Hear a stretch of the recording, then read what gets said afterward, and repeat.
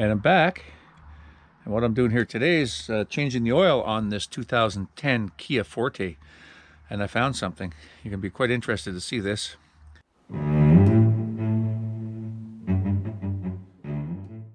Alright, so I've drained the oil out of the pan, that's fine. And then, okay, and then that's where the filter sits.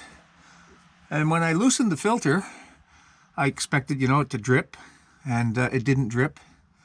And I unscrewed it a little more and it didn't drip, and I unscrewed it most of the way out and it didn't drip, and I took it off and it is completely bone dry. I'll show you. Okay, so here's the filter that came out of it. Okay, there was a little bit of oil right here, just a bit, but I'm looking down inside of there, and I mean, this is the oil filter that came out of the car. Look at that. I haven't done anything to it. This is like 10 minutes ago. Look at that. There's no oil in it. Oh, there's a bit of oil, a little bit drips of it. So let's cut this open and look at it. But before I do that, I was changing the oil, so I had another filter. And of course, Fram filter. Some people would say, okay, don't ever use a Fram filter because they'll, you know, disappoint you. But a lot of people do use Fram filters, and you know, I mean, they don't all fail. So this is the right filter for a 2010 Kia Forte with a 2-liter engine, PH 9688. And I thought maybe that they'd put the wrong filter in, but this is a PH 9688, so it's the correct filter. And let's just take a look at the new one compared to that one. And that looks the same.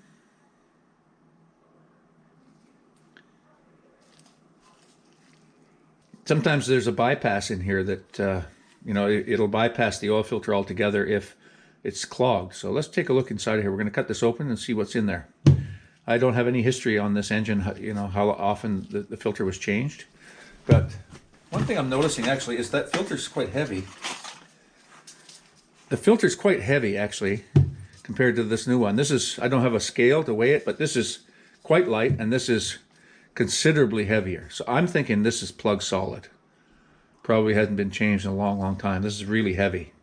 Yet there's no oil coming out of it. So let's take a look in there and see what we got. There's some oil in there, trapped in there. I'm thinking it's just got to be jammed up full and it started to bypass the filter. Look at that. You can see how much oil is coming out of it now that I've cut into the side of the shell. All right. Now let's take a look at that filter. All right.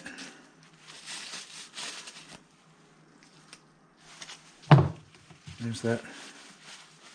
So that's that piece of rubber you see when you're looking from this side here. So that's like that. All right. All right, let's take a look at this.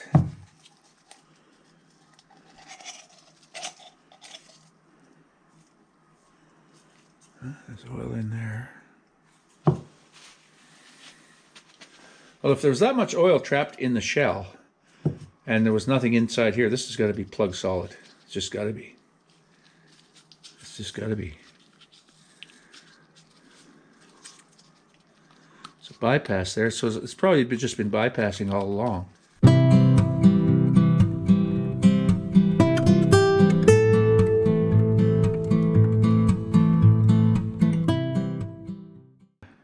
That medium has just got to be plug solid. That's just from neglect, probably from not changing the oil, not changing the filter.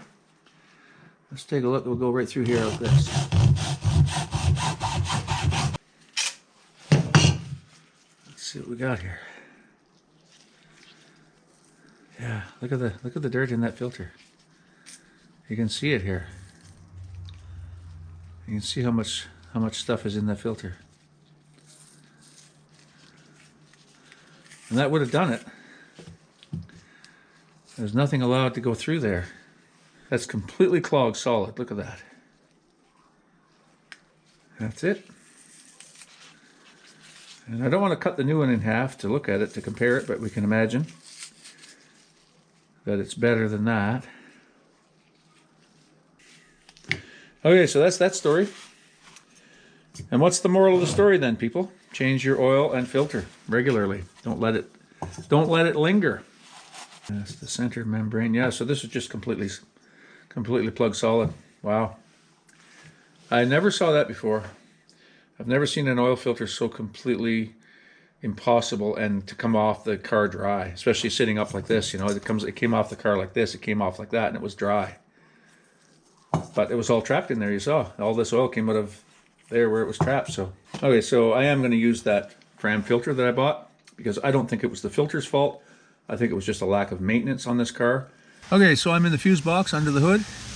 I'm going to take out the fuse for the fuel pump. Okay, and then what we're going to do is we're going to turn the key with the oil filter off the vehicle, and we're going to observe where the oil comes into the filter and see that the pump is actually delivering oil to the filter area. And that way, with the fuse out, the car won't start. All right. Okay, I'm going to just crank the engine a little bit and let's make sure that there's oil coming to the filter housing from the oil pump. Beware, there could be a little bit of a mess.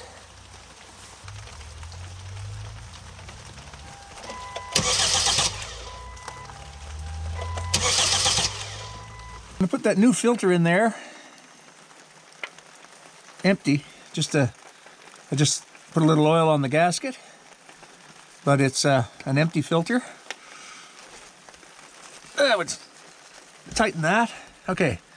Now what I'm going to do is I'm going to start the car. I'm going to put that fuse back in, start the car, let it run for a few seconds, and then we'll check it and make sure it's full. And if it's full, then we know that the oil's circulating through the filter the way it should, and we can carry on from there.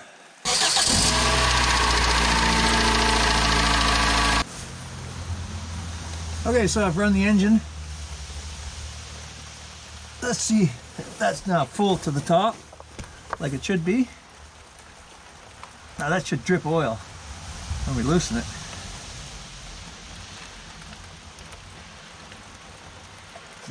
Oh yeah, here it goes. Okay, so that's filling the oil filter. No need to take it off any farther. You can see that it's full of oil. I'm just going to wipe that off.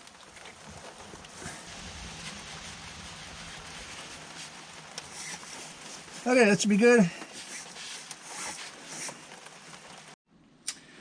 Okay, so how an oil filter is supposed to work, you just look here like this, okay, and you got a hole in the middle.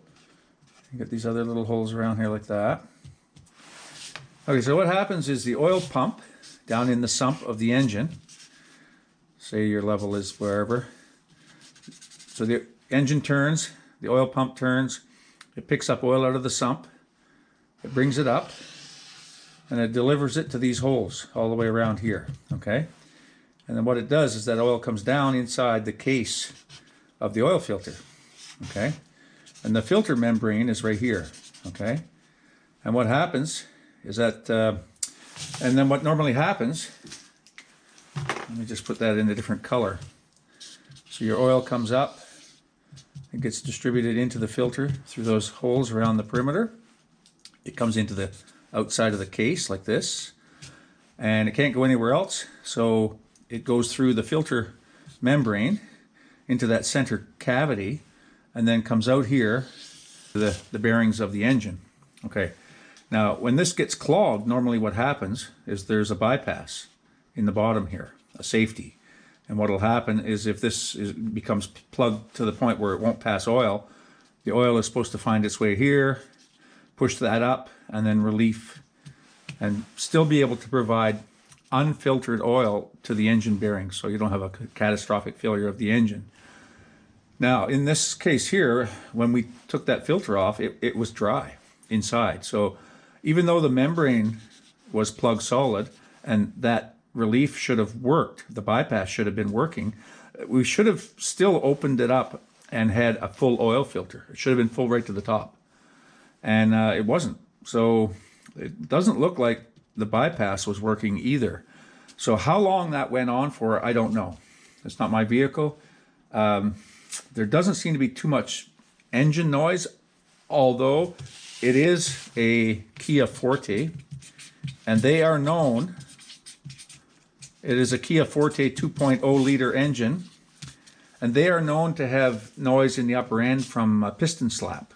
so the block gets worn and the pistons wear, and the pistons slap around, and there's an upper end noise that's common to those engines. And there's actually been a recall on a lot of these Kia Forte engines. So I think it goes into another vehicle as well. But the Kia Forte engine, the 2.0 liter, and I think a little larger engine, has been recalled for that reason. And this is an old car now. This is a 15-year-old car, so that's not going to happen to this car. But there is a little bit of upper end noise in this car, I've noticed. So that could be from this oil system for sure, but it could just be the piston slap. So at this point, it's not worth spending money on that car. So what I'm going to do is, like I say, carry on I've got a good filter in there. We've proven that it fills. We're going to return it to service. I put synthetic oil, and I'm going to add a liter of Lucas heavy duty oil stabilizer to the engine oil. And I'm going to monitor it. That's all. And just drive it lightly and see what happens. Other than that, I mean, if it's piston slap, then, some people have reported driving for 50,000 miles, with it, and no problem. And other, times that you can end up, the engine will quit. But, I mean, and if it just happens to be, this little bit of oil starvation, well, maybe it did some damage, but maybe it didn't do too much. I don't know how long it's been sitting like this. But the car wasn't used a lot the last year, so it's set mostly. So maybe we caught it in time, but like I say, hard to say. Anyway, so I don't know if anybody else has seen where they've changed an oil filter and they take it off and it's dry, or in this case, we saw that it had actually oil in the sides, but it hadn't bypassed. So this center column was empty. So if anyone has experienced this, or anyone has a comment about this particular engine or an oil filter that comes off dry, what are your experiences? What do you think of this particular filter? What was the cause? Some people will be quick to say, oh, well, it's a Fram filter, you got to use this other kind of filter. But I mean, really, when we looked inside of it, it's made like just about any other filter out there. There are better and lesser filters, of course, but I went ahead and put another Fram on there because I don't think it was the fault of the filter. I think it was more likely the cause of a long interval between the filter change and the oil change, more than anything. And let's see what happens. Anyway, that's it for today's video. So if you haven't already subscribed to my channel, it's a really good time to subscribe.